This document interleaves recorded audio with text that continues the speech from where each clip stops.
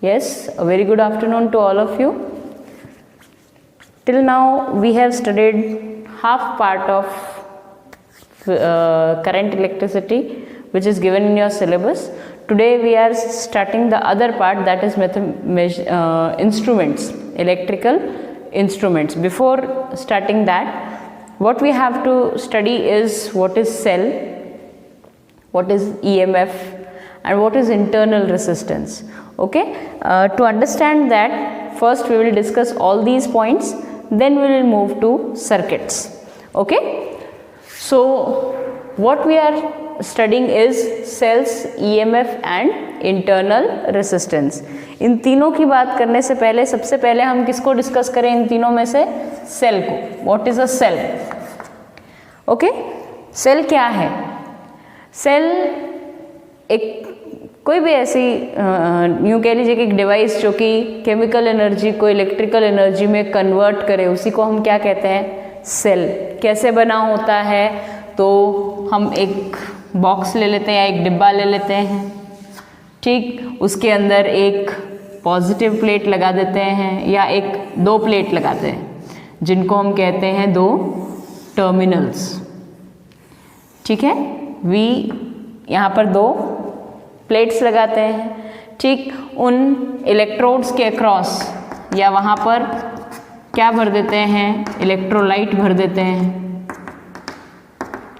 ठीक. यानी हम क्या कर देते हैं, एक कंटेनर लिया, कंटेनर के अंदर कोई इलेक्ट्रोलाइट लिया. इलेक्ट्रोलाइट क्या होता है? तो इलेक्ट्रोलाइट एक ऐसा सॉल्यूशन होता है जिसमें आयंस प्रेजेंट होते हैं, ठीक है. आयंस प्रेजेंट होते हैं और वो कंडक्ट करता है इलेक्ट्रिसिटी, ठीक है. आयंस तो हर सॉल्यूशन में बनेंगे, लेकिन ऐसे आयंस जो कि कंडक्ट करें इलेक्ट्रिसिटी, ठीक है. तो एक इलेक्ट्रोलाइट होता है, एक दो इलेक्ट्रोड्स होते हैं, इनको क्या कहते हैं? इलेक्ट्रोड्स. दो इलेक्ट्रोड्स होते हैं और इन इलेक्ट्रोड्स को ही हम दूसरा नाम दे देते हैं टर्मिनल. क्या नाम दे देते हैं इनको?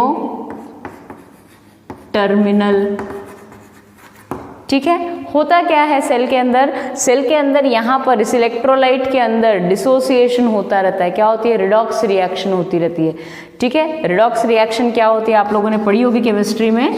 रिडॉक्स रिएक्शन ऐसी होती है जिसमें रिडक्शन और ऑक्सीडेशन दोनों साथ साथ हो, आगे पीछे, यानी कहीं रिडक्शन भी हो उसी में और उसी के अंदर ऑक्सीडेशन भी हो. हमें इसकी चर्चा नहीं करनी है, लेकिन what we have to see here is due to the redox reaction in the electrolyte के अंदर और इन प्लेट्स के इलेक्ट्रोड्स के क्रॉस जो रिडॉक्स रिएक्शन हो रही है उसकी वजह से एक प्लेट क्या हो जाती है? एक प्लेट पर इलेक्ट्रॉन्स जाकर इकट्ठे हो जाते हैं, ठीक है. एक प्लेट नेगेटिवली चार्ज्ड हो जाती है और दूसरी प्लेट पर क्योंकि एक से आयंस दूसरे में जा रहे हैं, इलेक्ट्रॉन्स जा रहे हैं, तो दूसरी प्लेट क्या हो जाएगी? Positively charged. Okay, now because of this positive and negative charge plate एक पोटेंशियल डिफरेंस क्रिएट हो गया यहाँ पर, ठीक. ये प्लेट कुछ V नेगेटिव पोटेंशियल पर होगी या माइनस V पोटेंशियल पर होगी, जिसको हम कह रहे हैं नेगेटिव टर्मिनल कह सकते हो. और ये जो प्लेट है ये V प्लस जिसको हम कह रहे हैं कुछ पॉजिटिव पोटेंशियल पर होगी, ठीक. यानी अब इन दोनों प्लेट्स के अक्रॉस क्या डेवलप हो गया? एक पोटेंशियल डिफरेंस डेवलप हो गया, ठीक है. जैसे मान लो इस पर -2 वोल्ट है, इस पर +10 वोल्ट है, तो पोटेंशियल डिफरेंस कितना हो गया? 10 वोल्ट्स माइनस ऑफ -2 वोल्ट्स, यानी कितना पोटेंशियल डिफरेंस क्रिएट हो गया?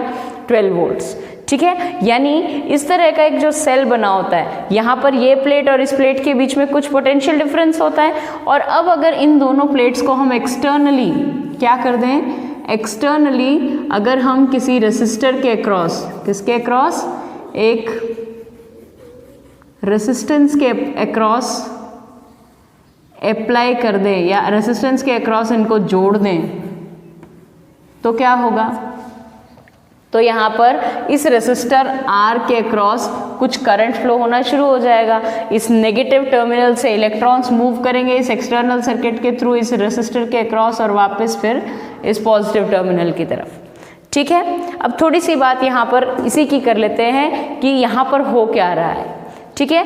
तो ये जो बैटरी है, ये जो सेल है, ठीक है। इस सेल में यहाँ पर नेगेटिव आयंस क्यों आए कि इलेक्ट्रोलाइट के अंदर आयंस का डिसोसिएशन हुआ होगा, उनकी वजह से एक्स्ट्रा इलेक्ट्रॉन्स यहाँ पर चले गए। ठीक, अब इन पॉजिटिव जो नेगेटिव इलेक्ट्रॉन्स यहाँ पर इकट्ठे हो गए, कहीं ना कहीं इलेक्ट्रोलाइट खुद सप्लाई कहाँ से ले लेता है, इस पॉजिटिव टर्मिनल वाली प्लेट से खुद इलेक्ट्रॉन्स लेता रहता है और खुद के तो आयंस को बराबर रखता है, लेकिन इस प्लेट को कंटिन्यूसली पॉजिटिवली चार्ज बनाते चले जाता है।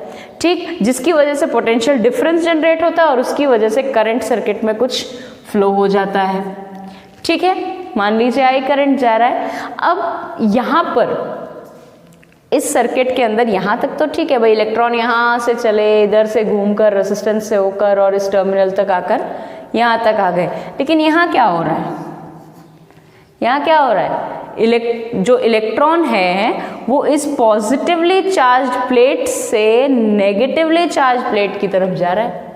यानी कि यूं कह सकते हैं कि यहाँ पर जो इलेक्ट्रॉन है वो उस फील्ड, जो फील्ड यहाँ इन दोनों के अक्रॉस जनरेट हो रहा है, उस फील्ड के अगेंस्ट मूव कर रहा है। ठीक, और क्योंकि वो यहाँ पर उस फील्ड के अगेंस्ट मूव कर रहा है तो उसको मूव करने के लिए कुछ तो एनर्जी देनी पड़ेगी। ठीक, वो एनर्जी कौन प्रोवाइड करेगा, वो एनर्जी प्रोवाइड करेगा ये इलेक्ट्रोलाइट।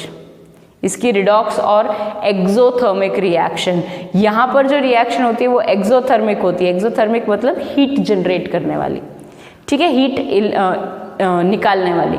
ठीक है, तो यहाँ से इन पॉजिटिवली चार्ज प्लेट से इलेक्ट्रॉन कहाँ जाते हैं, वापस नेगेटिवली चार्ज प्लेट की तरफ। ठीक, और यही काम कौन कराता है, ये काम कराती है इस इलेक्ट्रोलाइट की रिडॉक्स रिएक्शन, जो कि एक्सोथर्मिक होती हैं, हाई एनर्जी वाली होती हैं, रिमूव करती हैं, हीट एनर्जी रिमूव करती हैं, तो वहीं से इलेक्ट्रॉन को एनर्जी मिलती है और वो यहाँ तक आता है। ठीक है, तो ये जो रीजन है यहाँ पर बिटवीन द टू इलेक्ट्रोड्स, वहीं पर इलेक्ट्रॉन को क्या मिल रही है, एनर्जी, और उसी एनर्जी को वो एनर्जी से भर के और अब जाता है वो आगे।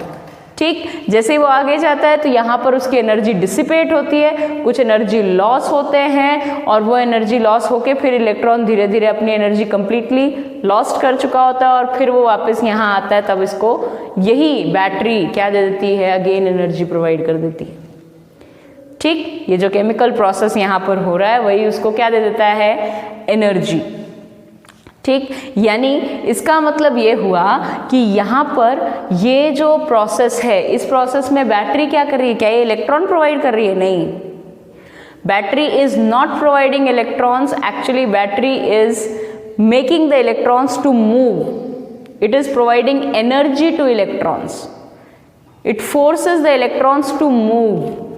ठीक है, यानी बैटरी कभी भी इलेक्ट्रॉन प्रोवाइड नहीं करती, इलेक्ट्रॉन्स को फोर्स लगाती है ताकि वो मूव करे, उनको मूव कराने का काम करती है, उसको एनर्जी भरने का काम करती है।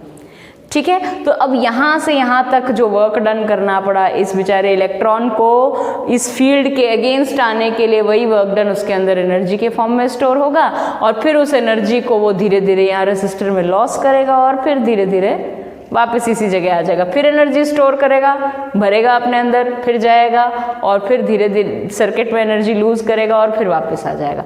यानी कि कहने का मतलब कि इलेक्ट्रॉन क्या कर रहा है, electron is taking the energy from the battery and it is dissipating the energy at the resistance, resistance पर एनर्जी को लूज करता है, छोड़ देता है, दे देता है, उसको बांट देता है खैरात में।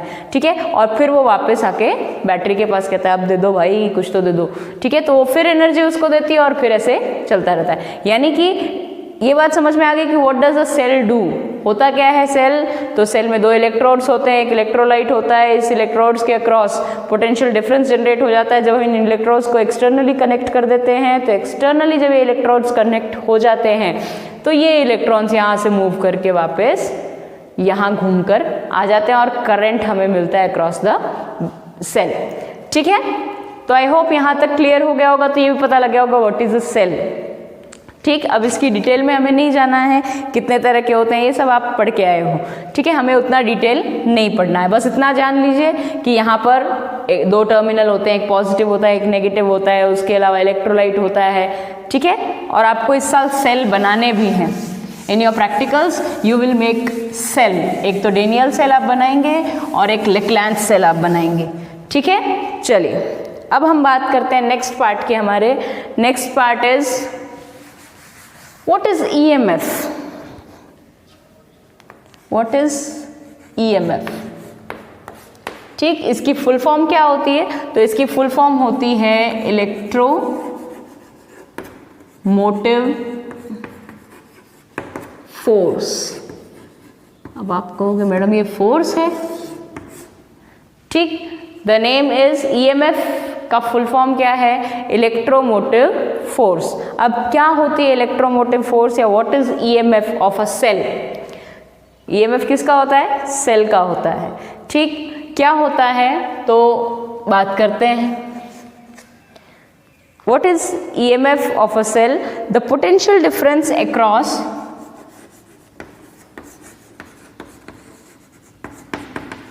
the potential difference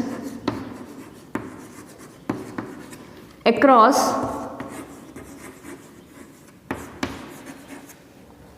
the terminals of a cell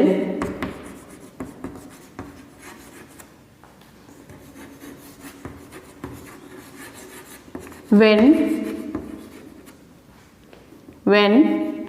no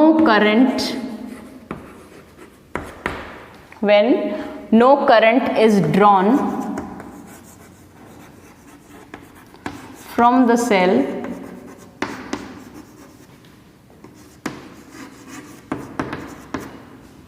is called no current is drawn from the cell, or I can say open circuit है। सेल कैसा है? ओपन सर्किट की कंडीशन है। Is called EMF of cell. क्या कहेंगे? Is called EMF of cell. It is denoted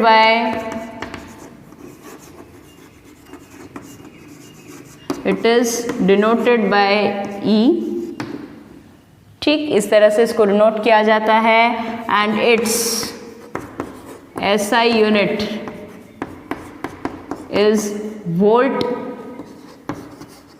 that is joule पर coulomb.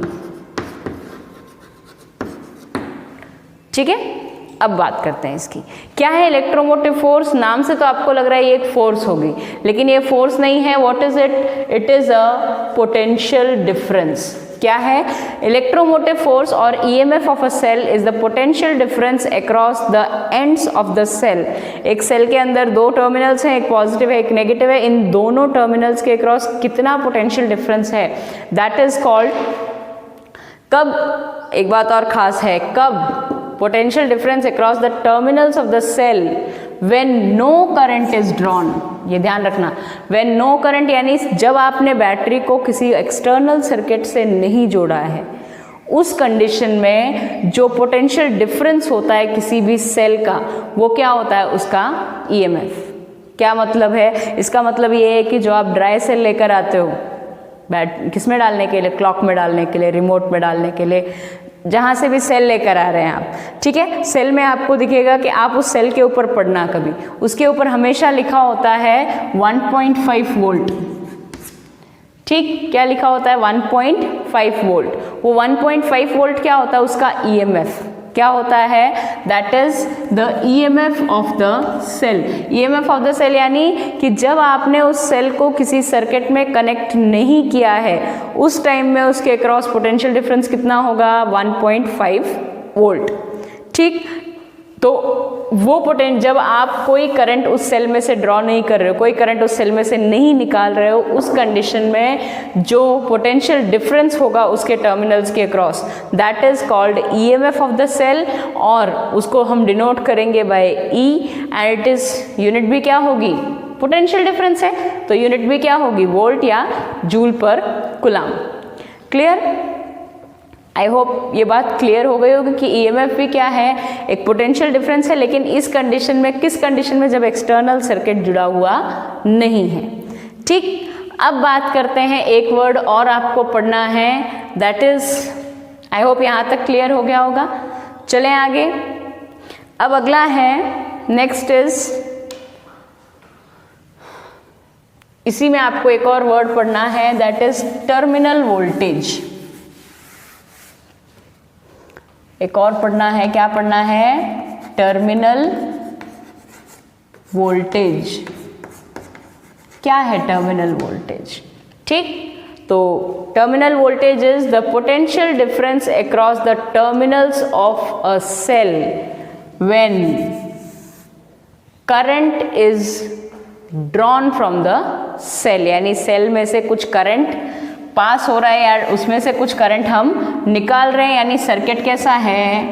Closed circuit.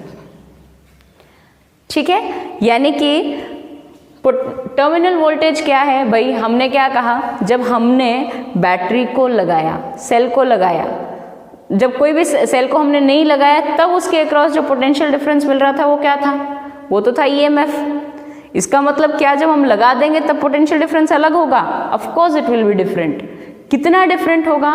तो वो होगा उसका टर्मिनल वोल्टेज। यानी जब हमने उस सेल को एक्सटर्नली बाहर से किसी वायर के थ्रू दोनों टर्मिनल्स को कहीं ना कहीं किसी एक्सटर्नल सर्किट में कनेक्ट कर दिया, तो अब जो उस बैटरी के सेल के अक्रॉस या उस सेल के अक्रॉस जितना पोटेंशियल डिफरेंस होगा वो क्या होगा?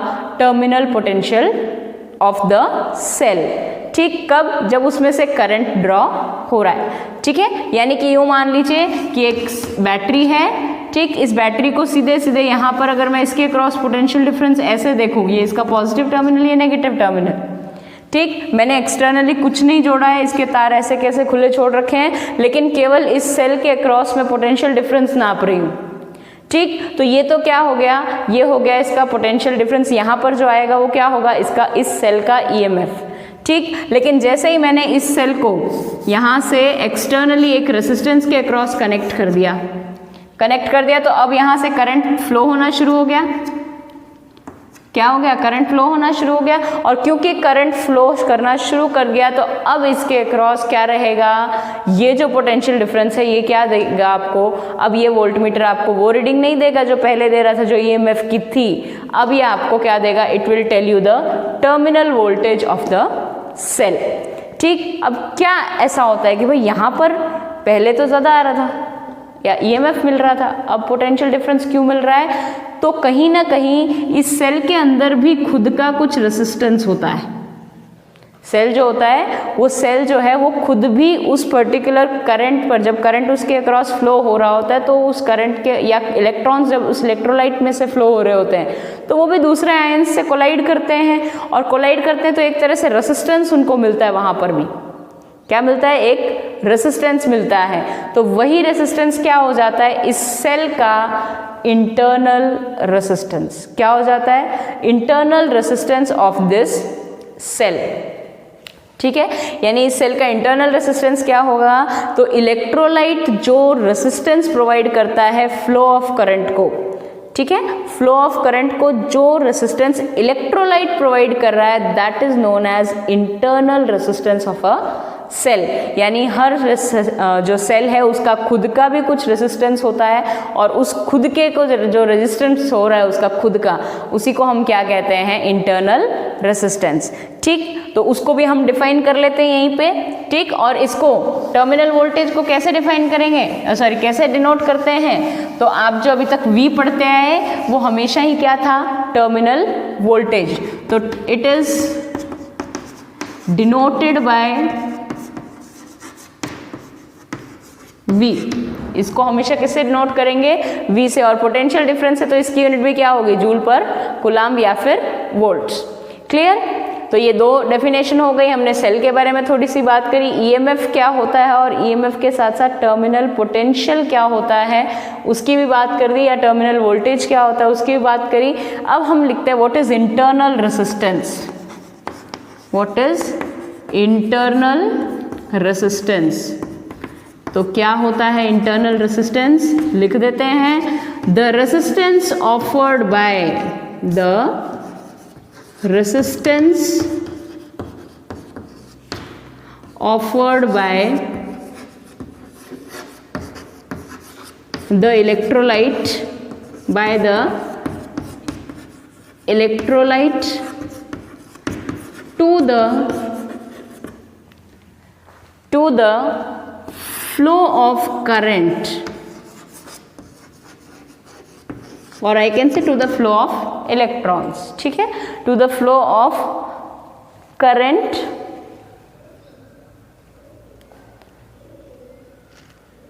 is called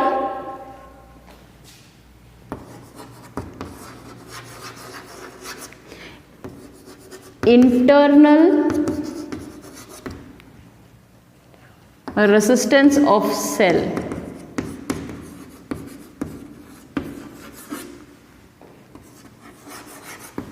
ठीक, क्या लिखा? The resistance offered by the electrolyte to the flow of current is called to the flow of current through it. क्या लिखेंगे? Flow of current through it. Flow of current through it. किसी cell के across जब current flow होता है या electrolyte के across जब करंट फ्लो हो रहा है तो उस इलेक्ट्रोलाइट के अक्रॉस कितना रेसिस्टेंस वो इलेक्ट्रोलाइट, उस सेल की इलेक्ट्रोलाइट कितना रेसिस्टेंस ऑफर कर रही है, वही क्या है? Internal resistance. And it is denoted by small r. It is resistance है, ठीक है, तो यूनिट तो क्या होगी? ओम. और डिनोट किससे किया जाएगा? It is denoted by r. किससे डिनोट किया जाएगा? This is denoted by r. ठीक, यानी अब आपको तीनों चीजें पता लग गई. What is EMF, what is terminal voltage and what is internal resistance. Internal resistance क्या है, टर्मिनल वोल्टेज क्या है और ईएमएफ ऑफ सेल क्या है. ये तीनों चीजें समझ में आ गई. तीनों ही चीजें किससे लिंक हैं? सेल से. ठीक है, सेल की टर्मिनल वोल्टेज अलग आती है, ईएमएफ अलग आता है और इंटरनल रेसिस्टेंस हर सेल का कुछ ना कुछ होता है. ठीक है, तो सर्किट में जब आपको इंटरनल रेसिस्टेंस देगा किसका? किसी भी सेल का, तो उसे आप हमेशा उस सेल के साथ सीरीज में जोड़ेंगे. किस में जोड़ेंगे? सीरीज में. ठीक है, चलिए आगे. चलिए तो अब निकालते हैं expression for internal resistance of cell. What do we find out? Let us find out expression for internal resistance of cell. देखिए,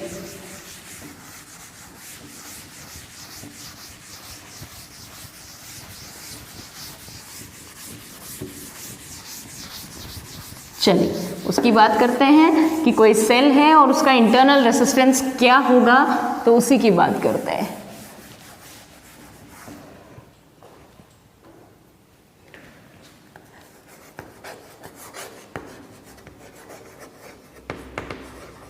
Expression for internal resistance of cell. किसी भी सेल के इंटरनल रेसिस्टेंस के लिए क्या फॉर्मूला आता है? ठीक है, वही फॉर्मूला हम कैलकुलेट करते हैं. देखिए, अज्यूम कर लेते हैं कि कोई एक बैटरी है या सेल है, सेल का ही निकाल रहे हैं. ठीक है, मान लीजिए कोई सेल है. इस सेल को आपने कनेक्ट किया एक्सटर्नली किसी रेसिस्टेंस के अक्रॉस, जिसका रेसिस्टेंस है आर. एक्सटर्नल रेसिस्टेंस आपने लगाया कैपिटल आर. ये सेल आपने लगा दिया, ये प्लस टर्मिनल इसका, ये माइनस टर्मिनल. ठीक, इस सेल का इंटरनल रेसिस्टेंस मैं यही बना रही हूँ, चाहो तो यहाँ भी बना लो, एक ही बात है. ठीक है, यहाँ बना दो. चलो, this is small r, that is internal resistance of this cell.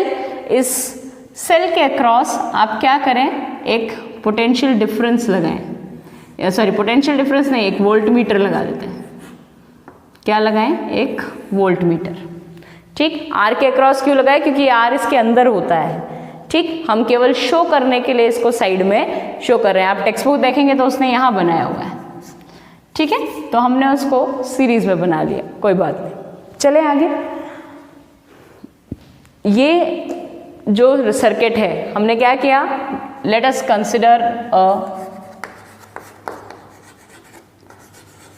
Consider a cell of EMF E and internal resistance internal resistance are connected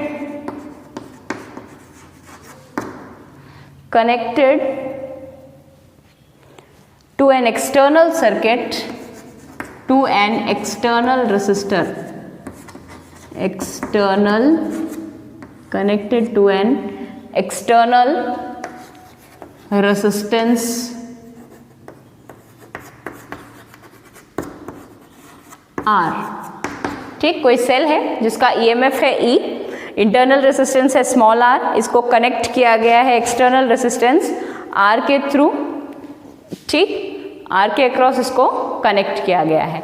ठीक, और क्या कनेक्ट किया है? अ वोल्ट मीटर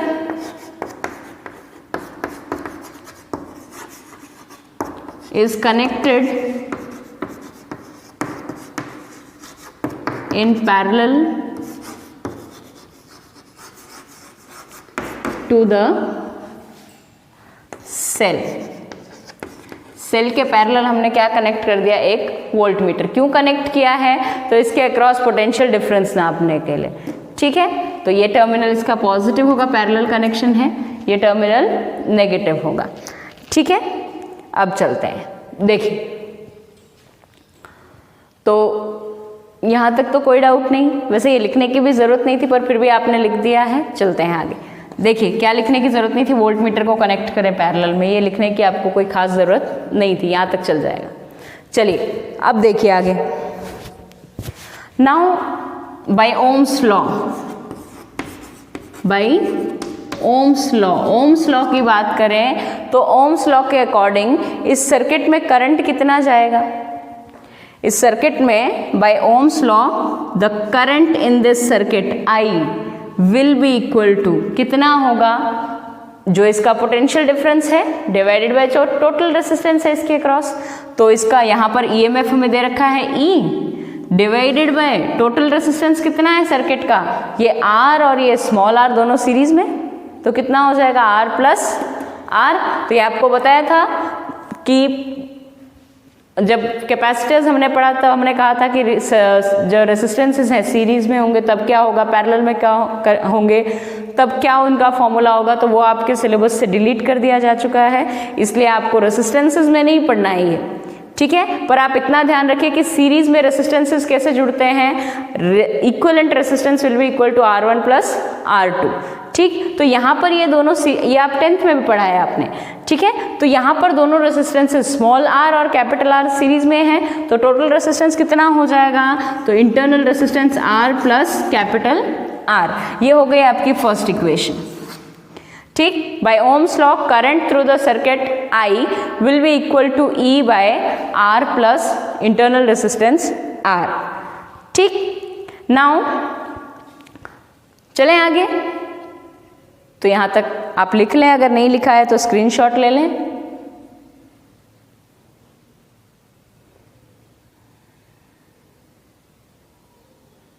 चलिए, ये फर्स्ट इक्वेशन मैं नहीं मिटा रही हूँ, आगे ही इक्वेशन मिटाते हैं। चलिए देखिए, now terminal voltage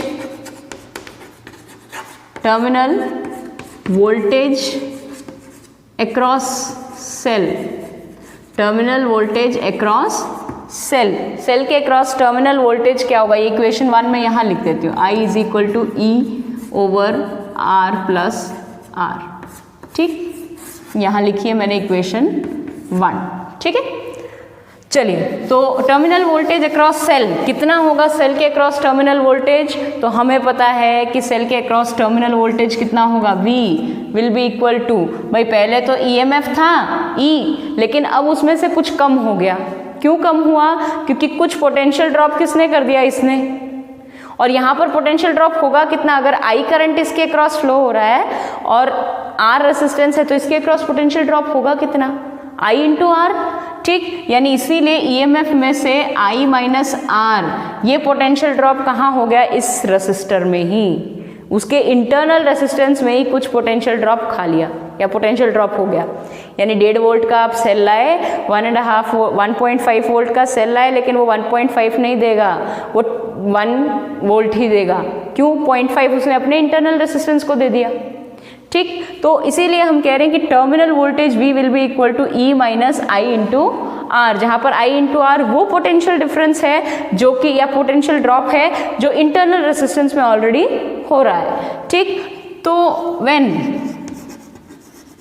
no current flows through, when no current flows, कोई करंट नहीं फ्लो हो रहा है, क्योंकि जब हम ईएमएफ की डेफिनेशन लिखते हैं तो हम कहते हैं कोई करंट फ्लो नहीं होता है, उस टाइम जो पोटेंशियल डिफरेंस होगा वो ईएमएफ होगा। ठीक, तो जब कोई करंट फ्लो नहीं होता है तो I will be equal to 0, I 0 हो जाएगा तो टर्मिनल वोल्टेज किसके इक्वल हो जाएगा? EMF of cell. यानी जब सेल कनेक्टेड नहीं है, ओपन सर्किट है, तो उसका ईएमएफ उसके टर्मिनल वोल्टेज के बराबर रहता है। ठीक, चलिए अब जब ये I इक्वल टू 0 हो गया तो फिर अब यहाँ से हमें पता है कि एक्सटर्नल जो रेसिस्टेंस है, यहाँ से क्या लिख दें कि terminal potential difference will be equal to EMF of cell. किसके इक्वल हो गया? EMF of cell. ठीक, अब एक बात और कि टर्मिनल पोटेंशियल डिफरेंस किसके बराबर होगा? टर्मिनल पोटेंशियल डिफरेंस किसके बराबर होगा? तो यहाँ पर इसने जो खाया वो तो खाया ही, तो अब जो पोटेंशियल डिफरेंस आया वो किसके अक्रॉस होगा? जितना इस रेसिस्टर के अक्रॉस है वही पोटेंशियल डिफरेंस। अब इसके इस पॉइंट, मतलब इसने जितना खा लिया वो तो खा लिया, अब इस पॉइंट और इस पॉइंट के बीच में जो पोटेंशियल डिफरेंस आ रहा होगा वही टर्मिनल पोटेंशियल। तो इस पॉइंट की, बाकी तो वायर है, तो जो पोटेंशियल ड्रॉप यहाँ हुआ वही टर्मिनल पोटेंशियल डिफरेंस नहीं होगा। ठीक, यानी यहाँ पर जो पोटेंशियल ड्रॉप हो रहा है वो पोटेंशियल ड्रॉप किसके इक्वल है? इसके टर्मिनल पोटेंशियल के इक्वल है, टर्मिनल वोल्टेज के इक्वल है। ठीक, तो हम क्या लिख रहे हैं? टर्मिनल पोटेंशियल डिफरेंस या टर्मिनल वोल्टेज, इसको ऐसे लिख लीजिए, ज़्यादा सही लगता है। Terminal voltage will be equal to, terminal voltage will be equal to किसके equal? Potential difference across external resistance. जो एक्सटर्नल हमने रेसिस्टेंस लगाया उस एक्सटर्नल रेसिस्टेंस के अक्रॉस जो पोटेंशियल ड्रॉप होगा दैट इज टर्मिनल वोल्टेज। ठीक, चलिए तो अब टर्मिनल वोल्टेज कितना होगा? एक्सटर्नल रेसिस्टेंस के अक्रॉस कितना करंट होगा या कितना पोटेंशियल ड्रॉप होगा? तो अगर मान लें कि टर्मिनल वोल्टेज है V, कितना है? टर्मिनल वोल्टेज अगर V है तो करंट है उसमें, इस सर्किट में अगर करंट फ्लो हो रहा है और वो कितना है? I। शुरू में हमने बात की थी I के बारे में, इक्वेशन 1 में I इंटू R के बराबर पोटेंशियल ड्रॉप हो रहा होगा। यहाँ पर इस सर्किट में करंट कितना जा रहा है? यहाँ से बात करें तो I करंट जा रहा है, तो I करंट इस R रेसिस्टेंस के अक्रॉस जा रहा है, तो यहाँ पर पोटेंशियल डिफरेंस कितना आएगा यहाँ पर? तो वो पोटेंशियल डिफरेंस V किसके इक्वल होगा? I इंटू R के इक्वल होगा। ठीक, तो टर्मिनल पोटेंशियल डिफरेंस या टर्मिनल वोल्टेज क्या लिख रहे हैं? टर्मिनल वोल्टेज क्या है? V will be equal to I into R। V क्या होगा? V टर्मिनल वोल्टेज किसके इक्वल होगा? I इंटू R के इक्वल होगा। ठीक, और अब ये क्योंकि V is equal to IR है, ठीक, इसको कहा हमने इक्वेशन नंबर 2। क्या नाम दिया? Equation number 2। क्लियर? चलें आगे, लिख लीजिए यहाँ तक, फटाफट फटाफट लिख लो। चलिए, तो यहाँ पर V is equal to I R आया, ये इक्वेशन 2। ठीक, अब हम क्या करते हैं? ये इक्वेशन 2 भी मैं ऊपर लिख देती हूँ साइड में, यहाँ लिखती हूँ। इक्वेशन 2 आई है हमारी V is equal to I into R, ये सेकेंड इक्वेशन आई है।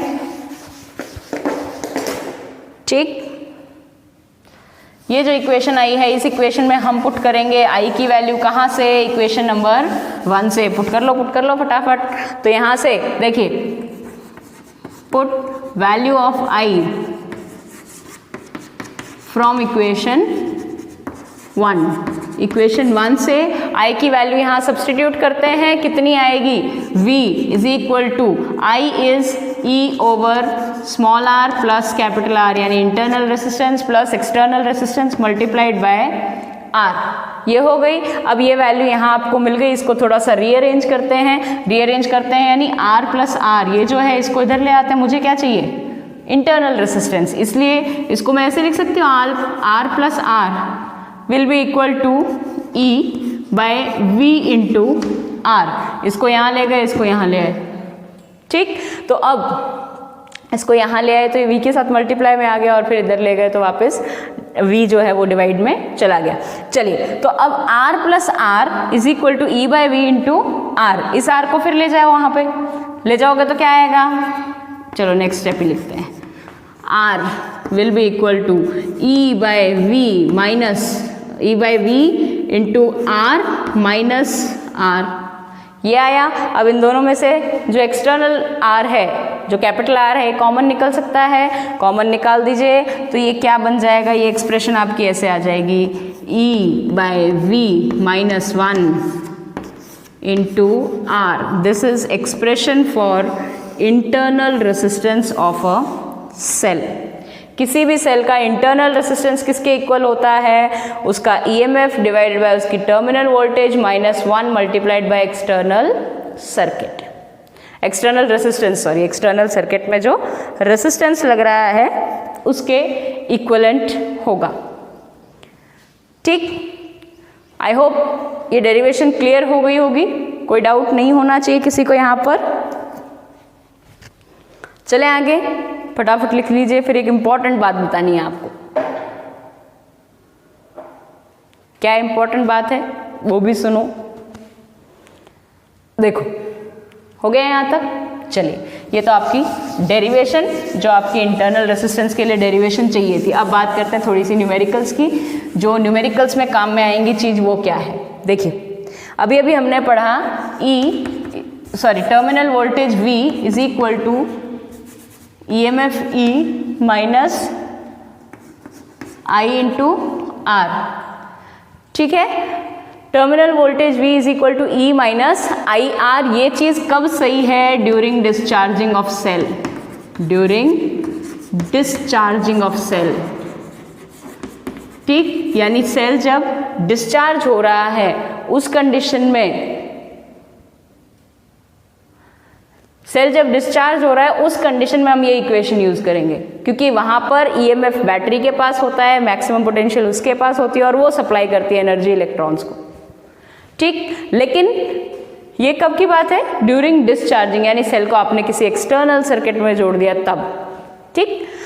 व्हेन ड्यूरिंग चार्जिंग, क्या, ड्यूरिंग चार्जिंग, जब सेल को हम चार्ज करना शुरू कर देते हैं, तो जब हम सेल को चार्ज करना शुरू करेंगे तो जो हम बाहर से एक्सटर्नली इलेक्ट्रिक करंट उसको देंगे या एक्सटर्नल वोल्टेज जो हम उस पर लगाएंगे, उसमें से कुछ तो वो खुद के इंटरनल रेसिस्टेंस के लिए खा लेगा, ठीक। बचा हुआ जो होगा उसको वो अपनी पोटेंशियल EMF बनाएगा, ठीक। यानी उस कंडीशन में during charging terminal voltage V will be equal to EMF E plus I into R, ये ध्यान रखना। यानी चार्जिंग के केस में क्या होता है, V is equal to E plus IR, और जब डिस्चार्जिंग करते हैं तो terminal voltage will be equal to E minus IR, क्योंकि यहाँ पर इस केस में EMF will be greater than terminal voltage,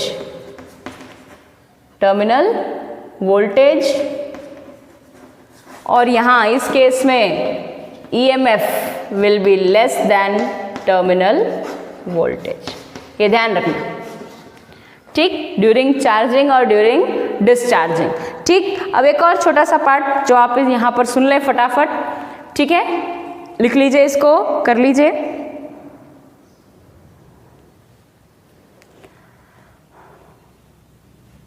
चलिए, अब आगे एक और इंपॉर्टेंट बात, on what factors internal resistance of a cell depends. किसी भी सेल का इंटरनल रेसिस्टेंस स्मॉल r किस किस पर डिपेंड करता है, तो लिख देते हैं फटाफट, factors on which small r यानी इंटरनल रेसिस्टेंस डिपेंड्स। ठीक, इंटरनल रेसिस्टेंस किस पर डिपेंड कर रहा है, तो first point area of plates, area of electrodes, ज़्यादा सही है।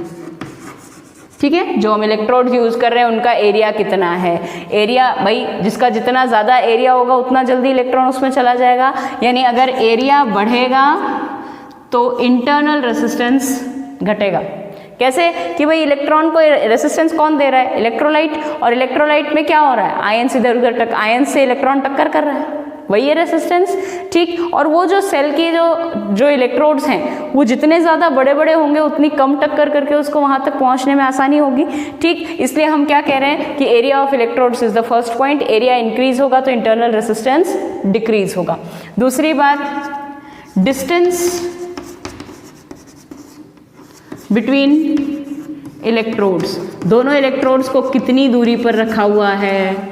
ठीक, तो अगर वो डिस्टेंस d जो जितना ज़्यादा दूर होंगे उतनी ज़्यादा दूर बीच में इलेक्ट्रोलाइट आएगा, और उतनी ज़्यादा दूर बीच में इलेक्ट्रोलाइट आएगा तो इलेक्ट्रॉन को उतने ज़्यादा टक्कर करने पड़ेंगे, उतने ज़्यादा कोलिजन्स करने पड़ेंगे। So the distance between the two electrodes d, if d increases then internal resistance also increases, d बढ़ेगा तो इंटरनल रेसिस्टेंस भी बढ़ेगा। Third point, concentration of electrolyte, क्या, concentration of electrolyte. Concentration of electrolyte means, concentration of electrolyte में यानी concentration of electrolyte कितना concentrated है electrolyte, ठीक है, वो जितना ज़्यादा कंसंट्रेटेड होगा रेसिस्टेंस उतना ज़्यादा होगा। कंसंट्रेटेड का मतलब उस इलेक्ट्रोलाइट के आयंस उतने ज़्यादा, ठीक है, और जितने ज़्यादा उसके आयंस होंगे उतने ज़्यादा कोलिजन्स होंगे, इसलिए इंटरनल रेसिस्टेंस उतना ही ज़्यादा। नेक्स्ट, एक चौथा फैक्टर जिस पर डिपेंड करता है that is temperature, temperature of the surrounding, surrounding का या उस पर्टिकुलर इलेक्ट्रोलाइट का क्या टेम्परेचर है, तो टेम्परेचर बढ़ेगा तो रेसिस्टेंस ऑफ इंटरनल रेसिस्टेंस कम होगा। ठीक, टेम्परेचर बढ़ेगा तो इंटरनल रेसिस्टेंस कम होगा। तो इसको कैसे समझें कि टेम्परेचर बढ़ेगा, इलेक्ट्रॉन के पास हाई एनर्जी आ जाएगी, और हाई एनर्जी आ जाएगी तो वो उन जो अंदर कोलिजन्स कर रहा है काफ़ी हद तक करेगा, लेकिन फिर भी काफ़ी हीट अप होने की वजह से वो मॉलिक्यूल्स भी ज़्यादा कोलिजन करेंगे, लेकिन फिर भी हम यूँ कह रहे हैं कि रेसिस्टेंस क्या होगा, कम होगा। थोड़ा सा अलग कॉन्सेप्ट है इसका। ठीक है, तो ये चारों पॉइंट्स आप ध्यान रखेंगे कि किस किस फैक्टर पर इंटरनल रेसिस्टेंस डिपेंड कर रहा है। ठीक है, तो आज के लिए आज के लेक्चर में यहीं तक। ठीक, इसके आगे की बात नेक्स्ट लेक्चर में।